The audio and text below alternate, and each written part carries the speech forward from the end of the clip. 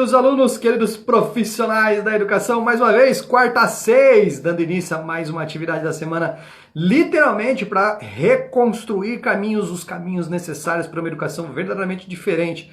Afinal de contas, se nós continuarmos fazendo mais do mesmo, continuaremos tendo os mesmos resultados. Então, aqui no quarta às 6, nós inovamos toda semana para trazer temas novos, para conversarmos sobre novas possibilidades e literalmente transbordar o que de melhor existe dentro do contexto educacional para que você possa sim ter a chance de ser mais.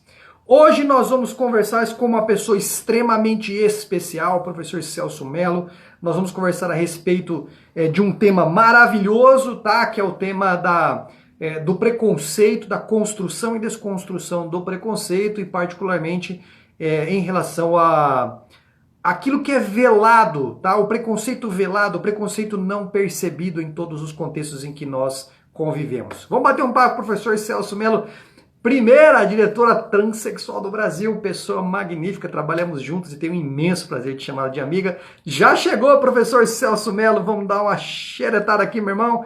Deixa eu te chamar aqui, um tema maravilhoso e todos precisamos conhecer um pouco mais a respeito dele.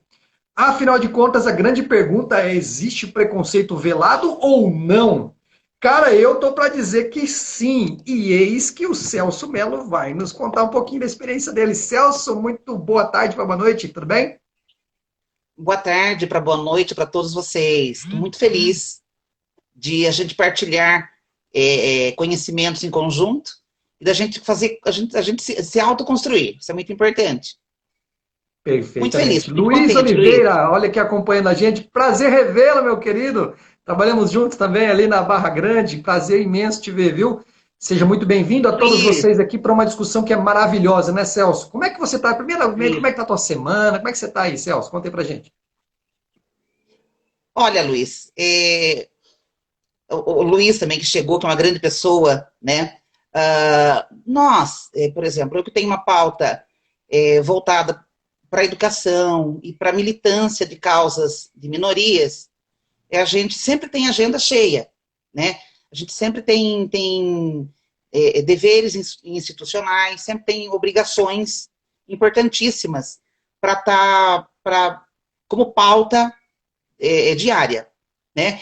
A gente milita a causa educacional, né? A educação de qualidade, superando os desafios, superando as barreiras da exclusão, e a exclusão também, ela remonta a nossa, né, o racismo, né, a exclusão além da exclusão. É uma Exato. pauta bastante bem comprometedora para alguns, porque a gente bate de frente com os senhores, né? A gente aprende a falar com a casa grande, a gente que é senzala, como diz Gilberto Freire, aprende a pôr o dedo na ferida e falar casa grande. Pode criar políticas públicas que se nós não queremos ser invisíveis. Isso pensando, né, no governo estadual, municipal, federal, enfim. Exatamente, é perfeito. Então, Celso, uma semana com certeza, né, bastante intensa, né, que nós trabalhamos com educação.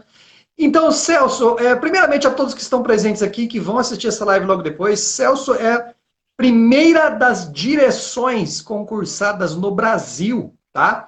De escolas municipais. Então, o Celso dirige um centro de educação infantil aqui na cidade de Avaré, faz um trabalho maravilhoso junto às crianças e tem um potencial enorme de transbordo de novas oportunidades de aprendizado sobre quem é e o que é ser humano. Celso, conta um pouquinho do teu cotidiano, como é que é o seu trabalho lá no CI? Como é que é o seu cotidiano lá? Olha, primeiramente, tudo que destoa do padrão, tudo que destoa do normal, causa estranheza. E isso até que a gente encara com uma certa naturalidade. É assim para o negro, é assim para o deficiente, é assim para o idoso, é assim para a mulher, né? Causa estranheza.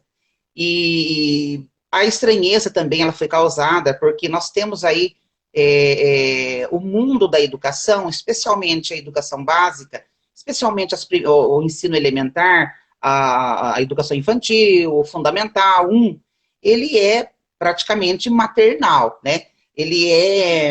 Nós temos aí cerca de 80% dos profissionais são mulheres.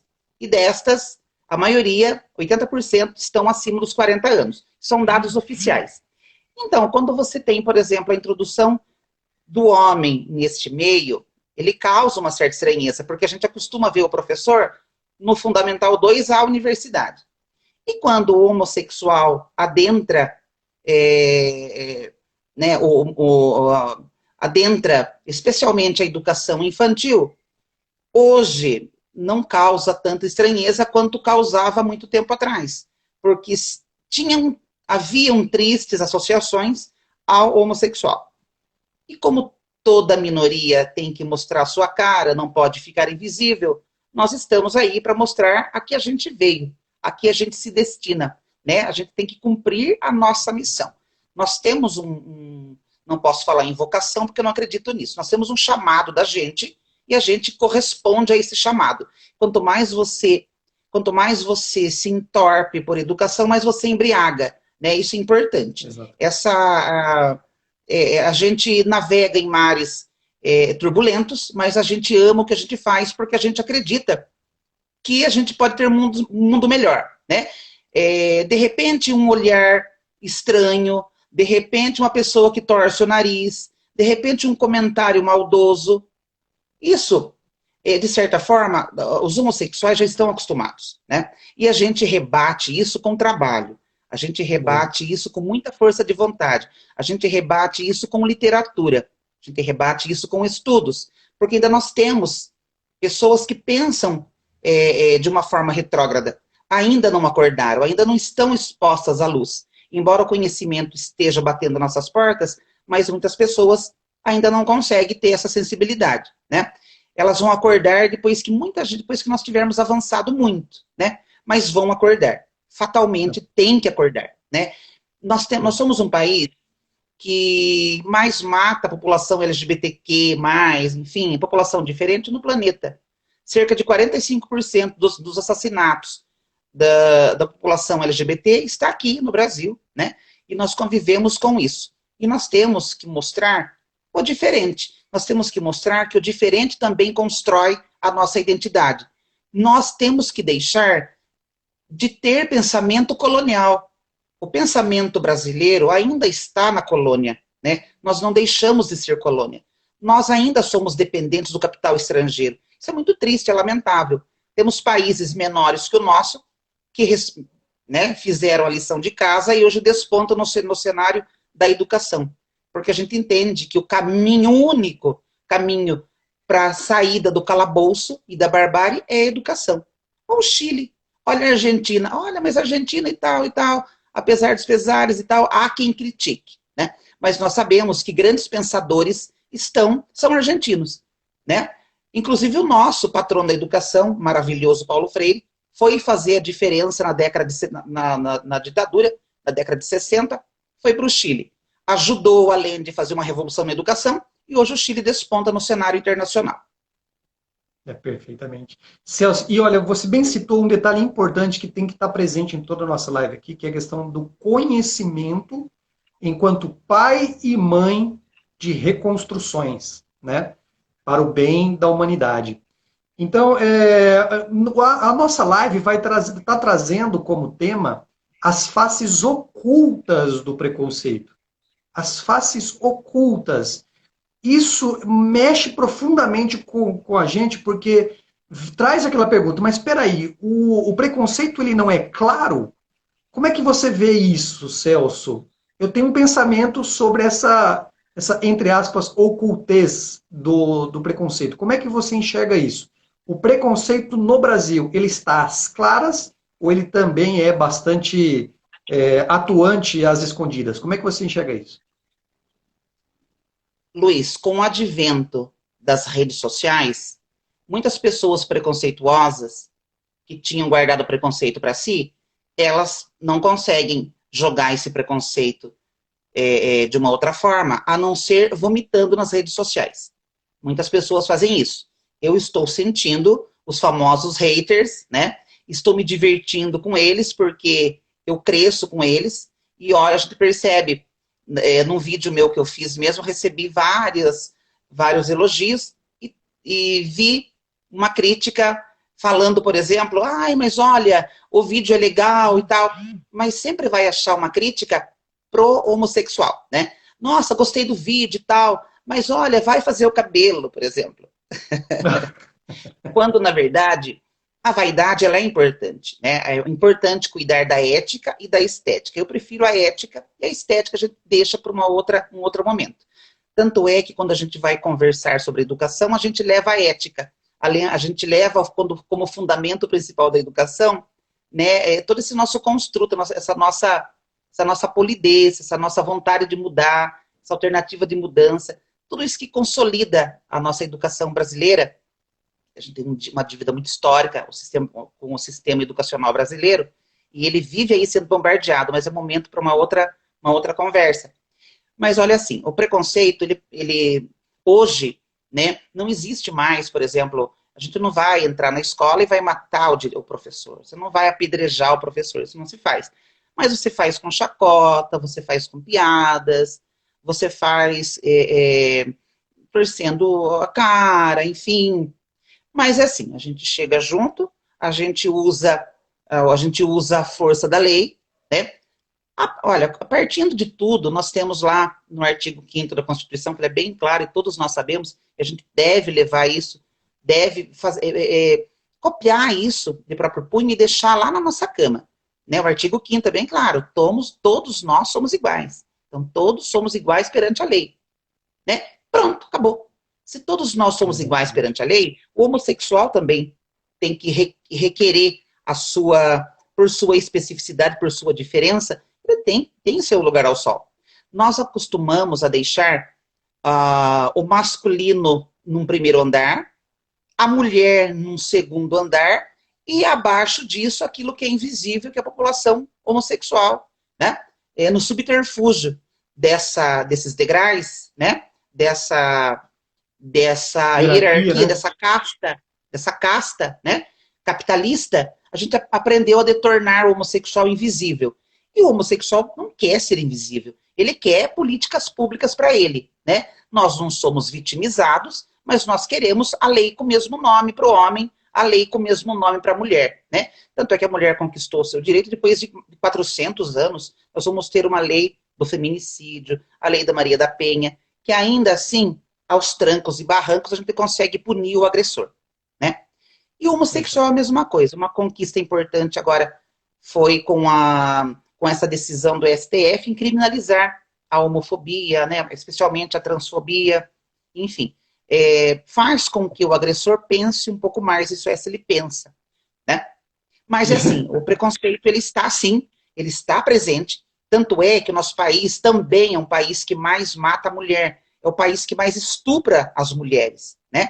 Então ele está aí, né? Especialmente o preconceito maior, né, dados as estatísticas, é contra a mulher, né? O homossexual, ele também é vítima desse preconceito, mas em uma escala um pouco menor, mas não deixa de ser hedionda. Entendi, perfeitamente. Celso, eu queria aproveitar a tua fala para lembrar todos os presentes o seguinte, o machucar o outro não necessariamente tem a ver com a mão que deu o soco, mas com quem está do lado. O que acontece? Muitas vezes, Celso, você é diretor de escola, sabe disso, temos uma briga entre alunos e nós percebemos claramente que a briga entre os alunos, ela não aconteceria se o entorno não estivesse motivando para a briga acontecer. Inclusive, nós achamos até engraçado, né? Tem isso nos vídeos, tem isso nos filmes, né? Fight, fight, fight, fight. Oh, briga, briga, briga. A galera que fica em volta enquanto os dois estão se trocando socos ali. A análise mais rudimentar, a análise imediata, ela vai observar os dois agressores e vai focar na solução do conflito entre os dois. E vai deixar de considerar os agressores secundários, aqueles que estão promovendo a agressividade em volta, né? Como deixar de considerar, e aqui eu vou falar uma verdade, eu sei que pode doer alguns ouvidos, mas como deixar como desconsiderar A verdadeira alegria, ou o verdadeiro sentimento de poder de muitas pessoas que gostam e preferem se relacionar com homens ou mulheres armadas do crime e sentem-se poderosas por isso. Só que aquela arma que está na mão da pessoa que gera nesta um grande amor é justamente a que tira a vida da mãe, do pai e dela mesma. Então, veja, o bullying na escola, né, Celso? Os últimos a serem observados sob o ponto de vista da ciência deveriam ser os agressores e o agredido. Em primeiro lugar, nós precisamos saber quem coloca combustível, que são as pessoas que estão em volta, né, Celso? A mesma coisa você sente em relação a isso? Tem pessoas que dão a cara e transbordam o preconceito e tem gente que fomenta? Isso. Não existe lugar maior para fomentar e para criar violência. Muita gente acha que é a igreja, mas é a escola, né? Justamente o lugar que deveria sanar, conversar. Porque como a escola é uma cópia do seu entorno, ela é uma costura da realidade, né? Ela é um pedaço, um tecido da sociedade, do seu entorno. Então é necessário analisar essa sociedade a partir da escola. E quando a gente trabalha com formação continuada de professor, do gestor, quando existe uma política pública que encare as minorias e com vistas à mudança, isso no município, no estado, na nação, né, a gente trabalhe com essa visão transformadora, a gente consegue, Luiz e a todos os presentes, a gente consegue fazer modificações significativas, porque a criança, ela não vai ser corrompida pela sociedade, como Rousseau disse, né, a não ser que a gente queira, né, a não ser que a sociedade o corrompa. E é o que nós estamos vendo. Por enquanto, nós estamos pontuando para Rousseau. Mas nós queremos que essa sociedade, ela reflita, né? Ela pense. Olha, para vocês verem, a nossa história, a história brasileira, a história local, ela é contada sob o ponto de vista do herói, do vulto histórico, do que ganhou. A gente não conhece a história do perdedor. Olha, para você ter uma ideia, a nossa cidade aqui, nós temos os índios caigangue que habitavam aqui. Se você for olhar a história local, escrita por homens brancos, héteros, católicos, ela vai contar os feitos dos bandeirantes e vai desprezar a história dos índios que aqui viviam. Então, não tem uma linha ou duas que fale da sociedade indígena. Por quê? Porque criou-se uma ideia de contar a história do ponto de vista do ganhador. Isso faz com que a gente crie um maniqueísmo tão imbecil e secularizado que isso reflete na personalidade da criança. Porque o pai, a mãe, vai criando a criança para ser o bom, especialmente o menino. Para não chorar, para não ter atitudes femininas, para não ter nenhum tipo de sentimento. E essa anulação de sentimento faz com que ele construa uma personalidade, Luiz, esburacada. Ele não pode chorar, ele tem que ser o forte todo o tempo, ele tem que ser o provedor, tem que ser o viril, né? E aí? Como que ele chora? Com quem ele desabafa? Então o que ele faz? Ele vai agredir o homossexual, ele vai bater na esposa, ele vai usar droga, passar a usar droga, quando não suicida-se, né? Então nós temos aí um anacronismo a ser analisado, uma situação crônica na sociedade. Nós temos que fazer, olha, o Sérgio Buarque de Holanda, que eu amo de paixão, que é pai do Chico Buarque, pai da Miúcha, foi um grande historiador brasileiro, maravilhoso. Ele é o pai da nossa sociologia, praticamente. Não da pré-sociologia, mas da sociologia moderna, nossa, da década de 20. Eu amo esse homem, Sérgio Buarque de Holanda. Eu amava Gilberto Freire, mas quando eu comecei a entender Sérgio Buarque de Holanda, eu comecei a amá-lo mais, né? E ele diz assim, nós temos que deixar de ter pensamentos coloniais, a gente ainda está naquele ruralismo colonial. O que é o ruralismo colonial? A gente ainda usa a emoção e age com a emoção, diferentemente de outros povos, né, como a Alemanha, como o Japão, que usa a polidez, mas são países que usam mais a razão para resolver seus conflitos, né? Nós usamos a emoção. Tanto é, o tal do jeitinho brasileiro nada mais é que essa esse uso dessa emoção, né? Lá nas Raízes do Brasil, ele fala do homem cordial, né? Para justificar o homem brasileiro, para justificar a criação do menino. O menino é criado para ser um macho viril, né? Exato. Então, essa é uma história muito importante. Então, nós temos que fazer essa análise antropológica, ontológica. Ela é um pouquinho complicada, mas como a gente faz essa análise, a gente se entende. Porque se você não faz isso, Luiz, população vulnerável, a pessoa que se sente menor, inferiorizada, que as pessoas falam que é vergonha, ela tem que transpor a vergonha para o orgulho. Quando ela tem orgulho de si, como eu me amo, né? Como eu me amo muito, né? A gente encara isso de frente, né? E quando a gente faz isso, você reduz o número de depressão da população LGBT, você reduz o número de suicídios, né? E você mostra a sua cara. Você tem seu lugar ao sol.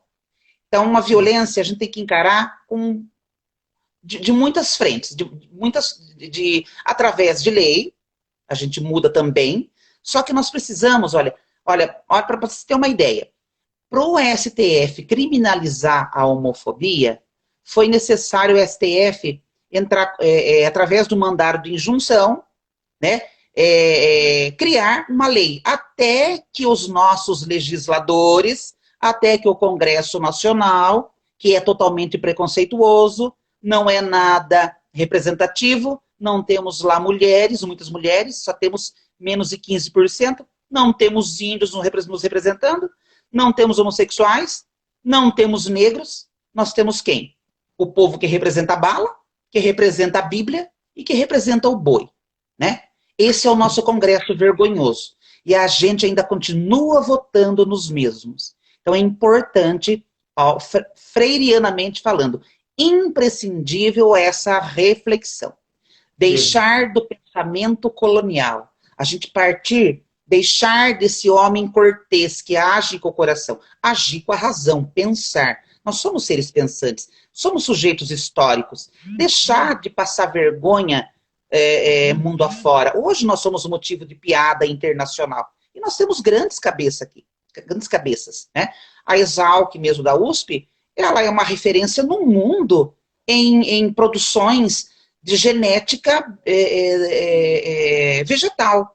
E nós não sabemos disso. Nós temos grandes cabeças brasileiras que, fruto de um preconceito desvairado, é levado o mundo afora através de políticos que nos envergonham, né? Não posso falar se é direito ou de esquerda, mas porque muita gente envergonha a gente.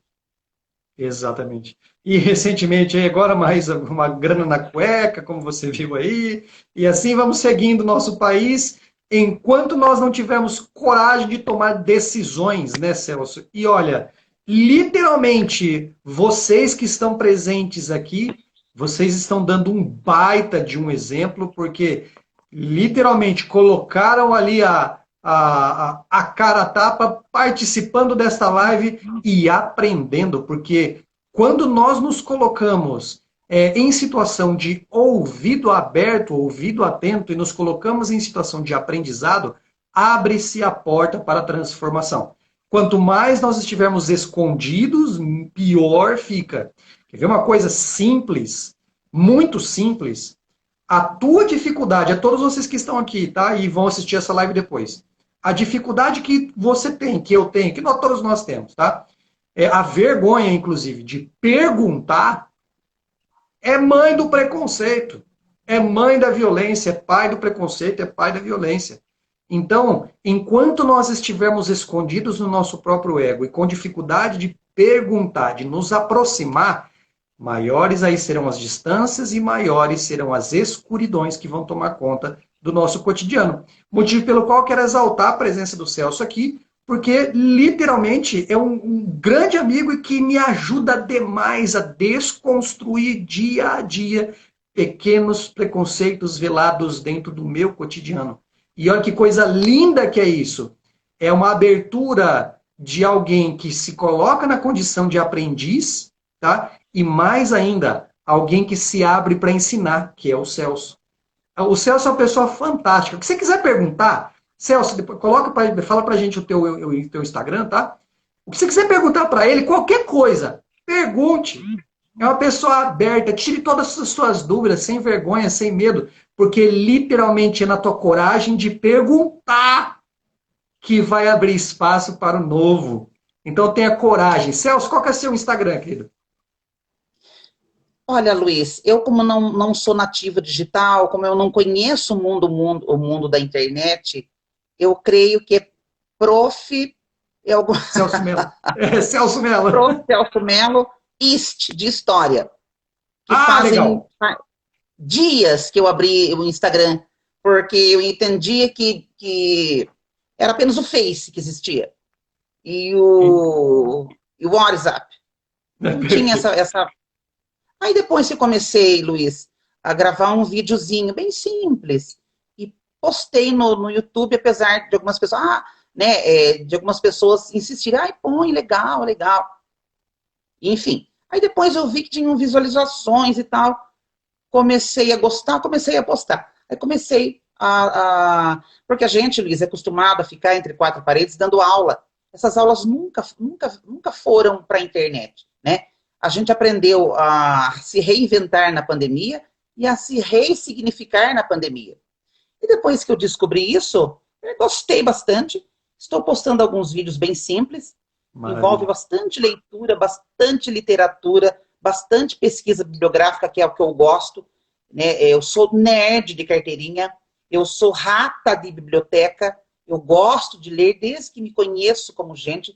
Ai, mas quando que você se descobriu homossexual, não sei o quê? Não, isso para mim nunca existiu. Eu sempre entendi que eu era assim e acabou, né? Boa. Depois que a gente vai encarando o mundo e vendo que o mundo não é como a gente imaginava, a gente vai nunca me desconstruir em função do outro, mesmo pelo contrário.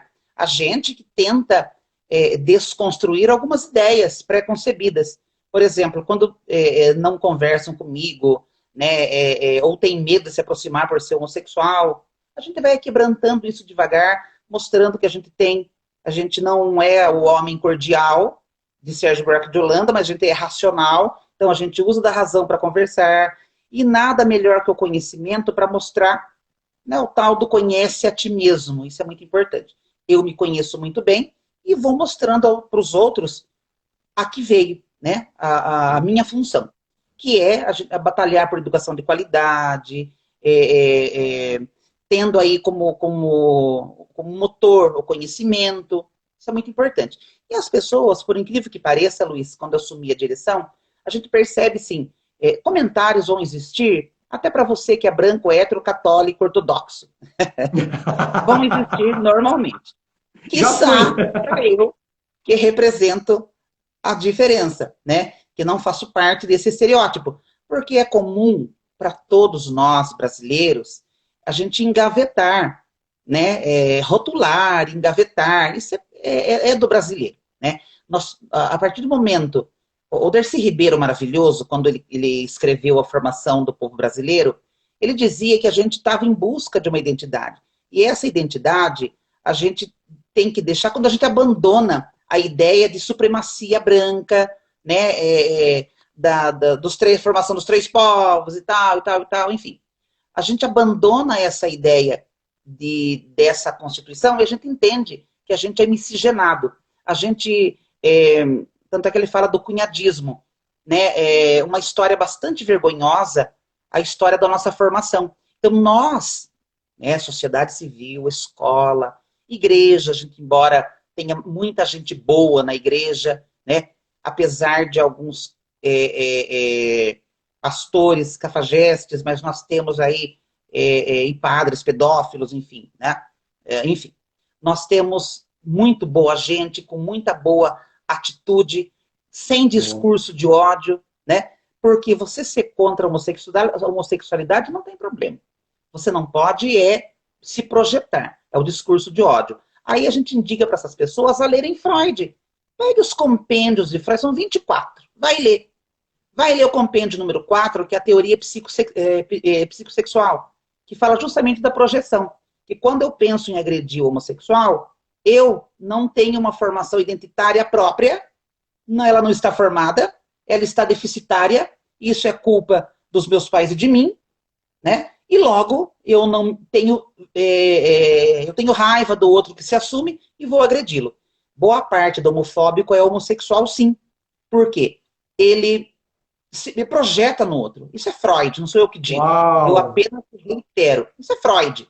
Vai ler Freud. Depois que ler Freud, a gente conversa. Porque o achismo não dá para conversar. Você não conversa com quem é dogmático. Você não conversa com quem é achista. Você conversa com quem busca conhecimento, né? Com quem vai estudar. Isso é importante, né? Nossa. Até porque as pessoas do achismo são traidores à pátria, né? A gente precisa de brasileiros que façam a diferença. Brasileiros da mesmice nós não precisamos, né? Exatamente. Celso, quero lembrar de um detalhe importante aqui, sobre essa face oculta, né? E você falando bastante sobre a importância do conhecimento na construção de uma forma diferente de se ver e de se viver, né? Um conhecimento científico. E olha só a importância do que você está falando, e eu quero soltar uma pérola para todos aqui que estão presentes. Tenhamos coragem de nos perguntar para além do óbvio. Para além do óbvio. Porque no óbvio, literalmente, há espaço de sobra para o preconceito. E para o fechamento, para o novo. Exemplo, né? Luiz, o homem opressor contra a mulher. Esse é o óbvio, porque a história nos mostra e é real.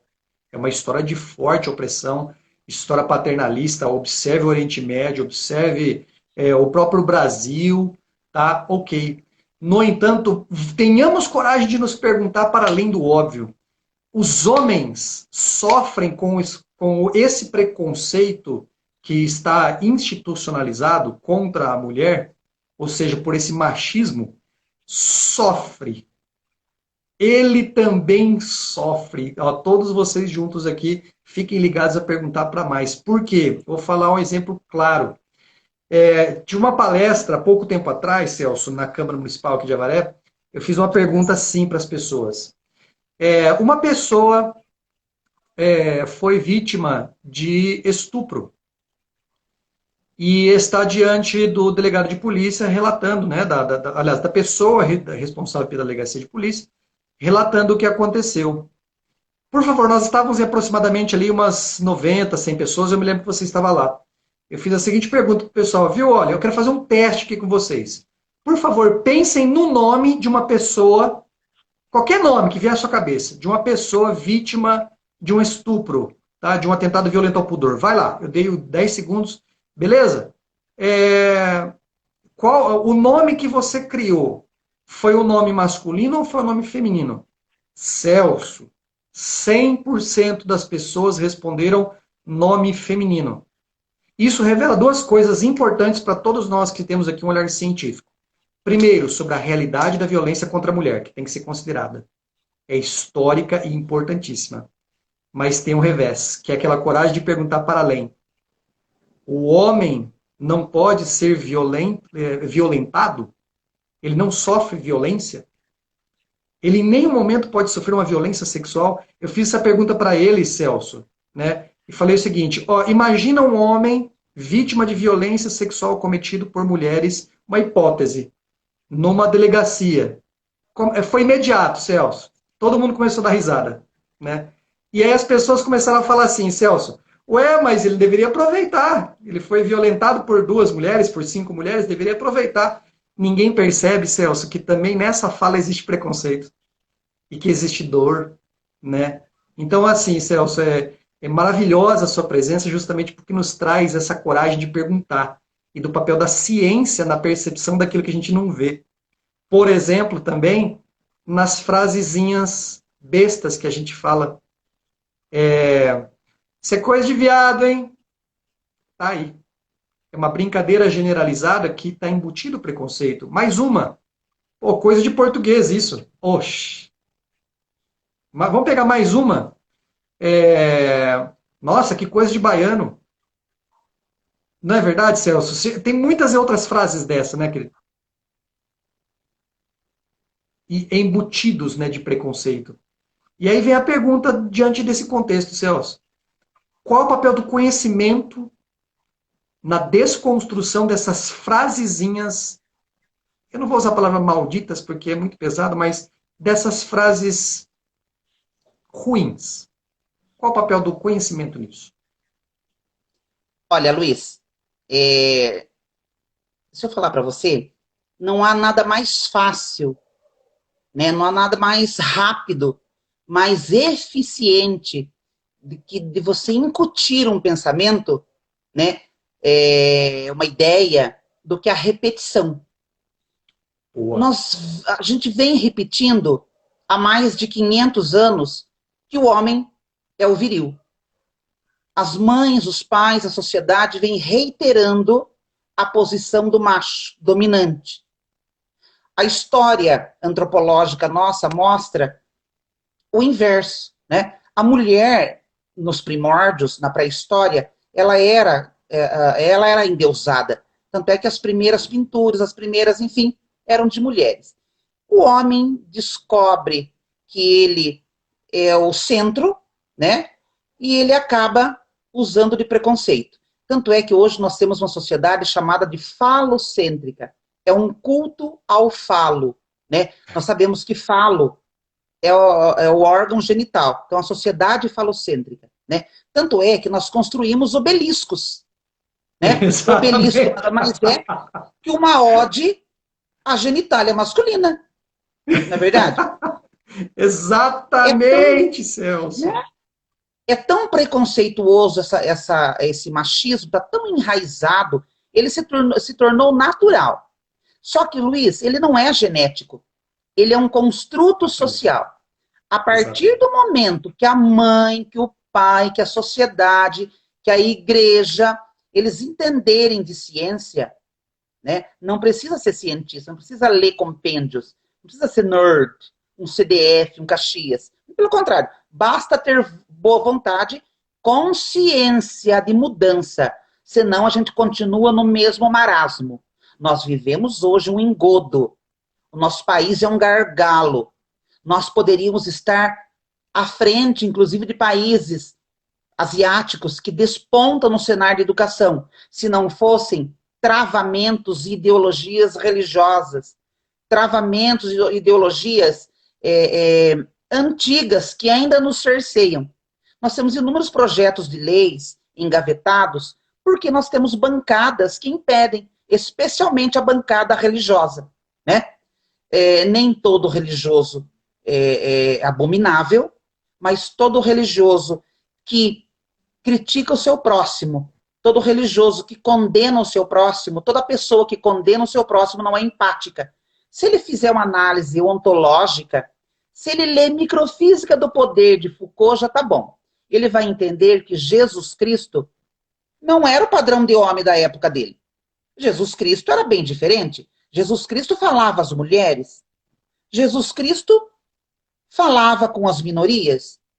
Jesus Cristo tinha ao seu redor apóstolos dos mais diversos, das mais diversas formações, dos comportamentos desviantes dos diversos, né?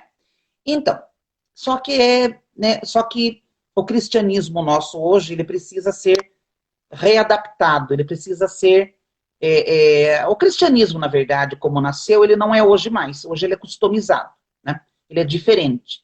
Então, por exemplo, quando o Papa, na sua encíclica, ele determina, mas eu não sou Papa, mas a igreja não sei o quê, mas eu respeito meu pastor, mas eu vou seguir, não sei o quê. Enfim, customiza-se a fé. Quando você customiza a fé, você age por si. E acima de si tem que estar a lei. Então, você não é sobre a lei, né? Então, quando a gente começa a desconstruir essa secularidade que foi construída ao longo de décadas, quando você começa a desconstruir estereótipos, você começa a mudar. Se a gente for pensar, por exemplo, o cinto de segurança, quando ele foi instituído por força de lei, por coerção, hoje todo mundo põe. Hoje todo mundo usa tem como hábito, né? Até 20 anos atrás, não era hábito. Morria-se muita gente. Foi necessário, além de mostrar os índices de violência, os índices de acidentes, que nós matávamos um Vietnã por ano. Não foi necessário. Foi necessário mexer no bolso. Quando você mexe no bolso, você chega lá no homem cordial, de Sérgio Buarque de Holanda. Continuamos no homem cortês, agindo com o coração e não com a razão. Enquanto estivermos agindo com o coração, continuaremos na barbárie. O nosso sistema de educação entrará em colapso se esse presidente mexer nesse novo Fundeb, que tornou-se constitucional depois de muito tempo de luta, depois de muitos travamentos e impeditivos legais, depois de muita gente botando o dedo na ferida da educação, muita gente que não entende educação se achando especialista. Depois que ele torna-se constitucional e é promulgado por unanimidade, vem o presidente e resolve tirar 5% para alimentar programa assistencialista. Então nós, enquanto sociedade, a gente tem que deixar de ser revoltado e ser revolucionário. Vamos revolucionar. Olha, faz muito tempo que a gente não revoluciona. A última revolução que nós tivemos intelectual foi na década de 20, Semana da Arte Moderna. Nunca mais se viu, depois disso, um esplendor científico do conhecimento depois dessa década. Isso prova, né, que nós cultuamos o homem cordial. Nós somos o país que cultua o ódio, né? Ainda cultuamos o ódio. Nós somos professores, nós sabemos que as salas de aula são formadas por panelas. E essas panelas, quando não gostam do professor, as panelas, uma não conversa com a outra. Mas quando não gosta do professor, todo mundo se une em torno do ódio contra o professor.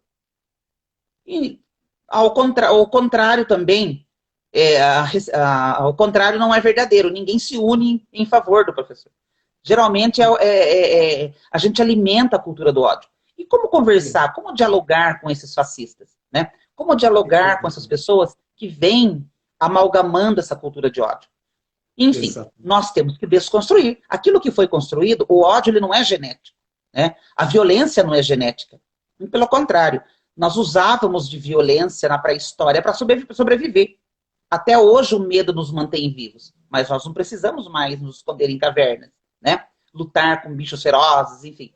Hoje, nossa população LGBT, o heterossexual ele mata um leão por ano.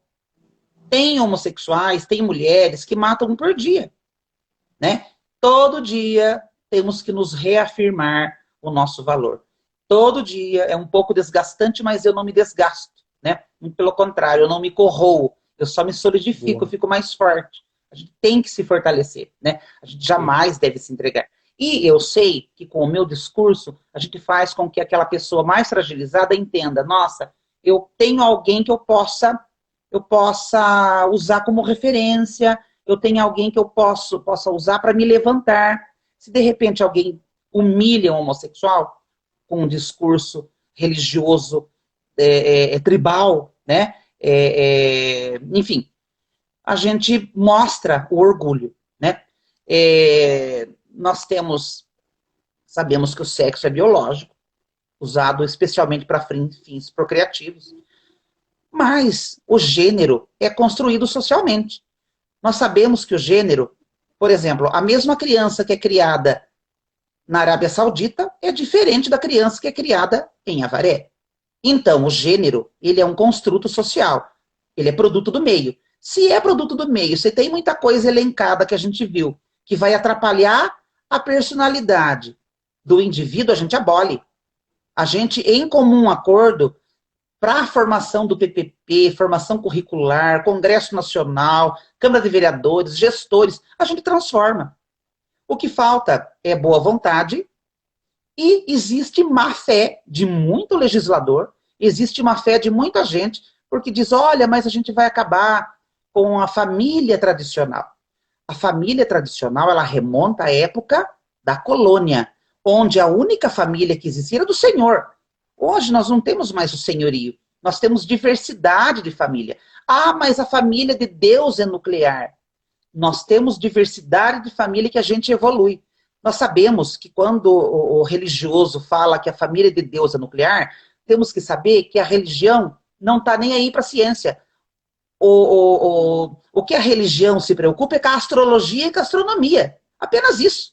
A religião vende uma ideia que ela nem sabe se existe. Ela vende uma ideia além da vida, né? Muito pelo contrário, eu com 40 e poucos anos, eu com respeito a todas as 3 religiões abraâmicas, né? Eu não posso me furtar de acreditar em contos de fadas. Essa é uma história para um outro momento, que eu sou agnóstica de todo o coração, né? O conhecimento faz com que você desbanque essa carga que jogaram nas suas costas e façam você se sentir depreciada e façam você se sentir culpa. Essa culpa eu não carrego, né? Enfim, como eu falei da repetição, né? Essa repetição que vem secularizando e ainda está presente na criação dos filhos, ela só vai continuar sedimentando e solidificando o preconceito. Se a gente quer uma sociedade transformadora, evoluída, diferente, anárquica, entre aspas, né? Onde a gente não precise mais de leis, vai chegar o momento que a gente precisa evoluir a tal ponto, né? Não é o Überman idealizado por Nietzsche, mas quão bom seria, né? O super-homem, ou seja, aquele cara que eu sei que não devo agredir ninguém, então eu não preciso de lei mais, porque eu sei. Essa na verdade, Luiz, deveria ser o fundamento da sociedade, né? Isso deveria estar em cada um de nós. Ah, mas olha, mas eu sou cristão e tal. Enfim, mas é cristão, mas você continua. O próprio Papa diz que se você é cristão e você fala mal do outro, você vive ambiguidade, né? Então, é complexo. Bom, só afirmando aqui, Celso, ó, Sabuguinho, querido, seja bem-vindo, está aqui presente com a gente, tá bom? A Elaine Hernandes, ô querida, excelente pessoa, assim como também a nossa professora Stephanie Calil, da FSP, seja bem-vinda. Reinaldo, seja bem-vindo também, tá? Daniele, Mogi das Cruzes, seja bem-vinda. Eu não sei exatamente quem é JM Roupas e Acessórios, mas seja bem-vinda, você está sempre presente com a gente. Tamo junto também, tá bom? Vamos lá, Celso, nós estamos caminhando, cara, olha como é que foi rapidinho, né? Já pro finalmente aqui da nossa live. Então, nós falamos hoje a respeito do conhecimento enquanto base para construção e desconstrução do preconceito ou da abertura. Nós falamos sobre a importância do olhar, a importância da educação básica enquanto fomentadora de uma nova forma de enxergar a vida. Nós falamos sobre o financiamento da educação nacional, né, o Fundeb, e eu queria que você falasse um pouquinho para a gente também a respeito. Olá, Natasha, seja bem-vinda, está aqui também. Que você nos falasse um pouquinho também do seu trabalho no Fundeb, tá, no CACS. E lembrando, quem estiver presente aqui, quer fazer sua pergunta, coloca aqui embaixo, dá um toque para a gente, respondemos para vocês no ato aqui. Lembrando também, se você quiser 2 horas de certificação da tua presença, você entra em superecehoje.com.br, superecehoje.com.br, se inscreve lá, que eu mando para você o teu certificado, ok? Então vamos lá, Celso, tua participação no Fundeb, como é que é, querido? Oi, Ana, seja bem-vinda também. Olha, com muita alegria, eu faço parte, sou presidente do Fundeb do município de Avaré, e isso demanda bastante estudo, né? Gosto dessa parte técnica, também me chama muita atenção, porque nós, como cidadãos, o CACS Fundeb, ele é muito claro em ser um representante, um dedo, um braço da sociedade dentro do Estado, dentro do governo. Tanto é que o CACS Fundeb, ele representa o Estado, né? Braço do Estado. Cada cidadão, ele tem que saber o que o seu município gasta, né? Aonde ele gastou, o que ele está pagando, o que ele está financiando, o que ele construiu, o que ele investiu. Cada cidadão deve ter essa consciência política, porque nós somos polis, nós vivemos na cidade, na zona rural, enfim, mas nós somos seres políticos, politizados, a gente precisa da política. A gente faz política a todo momento quando a gente quer qualidade de vida. Quando a gente busca alternativa de mudança, a gente é um ser político, nós somos seres políticos. Isso é inevitável, isso corre nas nossas veias, né? Embora eu não seja político de candidato a nada, e até o presente momento não almejo esse tipo de de alternativa política, né? Eu falo da nossa atuação como sociedade, como pessoa, como sujeito histórico. Nós podemos entrar em sites oficiais, sites do Planalto, por exemplo, para entender o que está sendo gasto. E é importante, se o município não tem um CACS Fundeb, vai conversar com o gestor municipal, vai conversar com o gestor estadual, enfim, manda um e-mail para o FNDE, para o MEC, né, para o CIMEC, para o próprio Fundeb, para o CACS Fundeb, para que se crie. Né? Criando, a gente vai ajudar a fiscalizar as ações e atitudes do dinheiro público, né? O dinheiro que é nosso mesmo, né? O dinheiro que sai das contribuições, dos impostos, que sai dos nossos bolsos. Então, é importante, imprescindível que a gente conheça. Faço parte há um ano, né? Estou caminhando para o segundo ano, com bastante ganho de conhecimento técnico. Né? Isso faz falta para muita gente. Eu acho que seria importante que mais pessoas conhecessem o funcionamento, esse ordenamento, né? É importante. Exato. A todos os presentes aqui, o Celso, ele é presidente do Conselho de Acompanhamento e Controle Social do Fundeb, CACS Fundeb, que literalmente fiscaliza, tá, o dinheiro que chega da educação municipal. Então, se você quiser conhecer mais sobre onde vai o dinheiro que o MEC manda para o teu município, procure o CACS Fundeb do teu município, que você vai ter informações preciosíssimas aí sobre o financiamento da educação da tua cidade. E o Celso está aqui, nosso grande companheiro, é presidente do CACS Fundeb aqui de Avaré, e tem um trabalho fascinante, importantíssimo, no pleno desempenho, né, das finanças e da distribuição correta desse dinheiro que vem para a educação. Né, Celso? Bom, Celso, é o seguinte, eu queria fazer um convite para ti, para todos os que estão presentes aqui. Celina, seja bem-vinda também. Cibele, minha querida amiga, educação física, pensa numa profissional da educação física, está aí, coordenadora da educação física daqui da cidade. Seja bem-vinda também. Então é o seguinte, o convite para todos os presentes é o seguinte, Celso, dentro de aproximadamente 15 dias eu começo a fazer a divulgação de aulas gratuitas que eu vou dar online, tá, de segunda até quinta-feira, para poder ensinar as pessoas a origem, e isso é muito importante, a origem neurológica do teu comportamento preconceituoso diante do outro. Do teu comportamento de evitar o outro.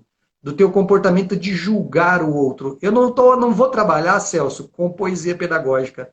Eu vou trabalhar literalmente com ciência, como você gosta, né? E, Celso, você está convidadíssimo para estar com a gente lá, tá? Nessas aulas, elas serão gratuitas. São 4 noites, tá?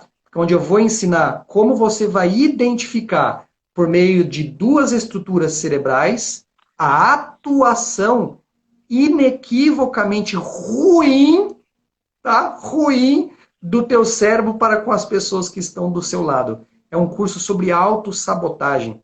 Você sabia, Celso, que em 80% dos casos não somos nós que tomamos as nossas decisões? São essas 2 áreas do cérebro onde habitam os nossos sabotadores. Então, um curso para você aprender literalmente como lidar com essa área do teu cérebro e abrir portas para você tratar melhor as pessoas, para você entender a origem dos teus preconceitos e da sua autodestruição, tenho certeza que vai fazer uma grande diferença aí para a nossa sociedade, tá?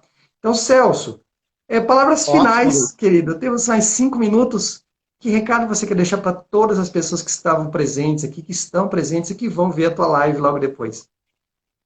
Nossa, Luiz, olha, o tempo passou muito rápido.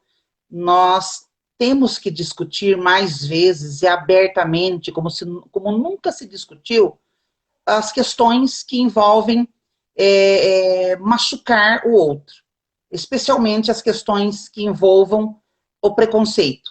Né? O preconceito, na verdade, ele nasce quando eu não conheço, eu faço um julgamento preconcebido diante daquilo que eu desconheço. Então, se eu desconheço, eu vou agir com preconceito. Dentro da ordem natural, ele é normal. Quando ele passa a prejudicar, ele passa a ser jocoso, ele passa a ser maldoso, ele passa para agressão, nós temos que discutir. Se bem que é imprescindível discutir o preconceito nas suas bases. Eu reitero a necessidade do discurso religioso não ser voltado para o ódio. Eu reitero que muitos professores que são formadores, essencialmente, que revejam e revisitem a sua prática. Nós temos lá, nos princípios constitucionais, nos princípios da LDB, a alternância pedagógica. Nós ainda, a gente ainda convive com um pensamento pedagógico liberal, que é a manutenção das castas, a manutenção de castas, de classes, que é o par e passo aí que nós temos, na verdade, com o sistema capitalista. A gente endossa o sistema capitalista, né? A gente cria seres para serem técnicos. E, pelo contrário, a gente ainda está, como Sérgio Buarque de Holanda disse, a gente ainda está formando o homem cordial, né? E, pelo contrário, nós temos que sair da senzala, não temos que transformar o oprimido em opressor, freirianamente agora falando, muito pelo contrário, nós temos que usar, também não sendo Hobbiano, de Thomas Hobbes, né, e muito pelo contrário, agindo como príncipe, né, mas a gente tem que usar uma pedagogia da libertação. Eu gosto de Paulo Freire, esse doutor honoris causa, né, que recebeu o título de doutor honoris causa em inúmeras universidades, entre elas as mais importantes do planeta, e que agora corre um sério risco de perder esse título, porque nós vivemos uma direita delirante e que destrói o patrimônio intelectual, né? Mas é fruto para um outro debate, uma outra conversa.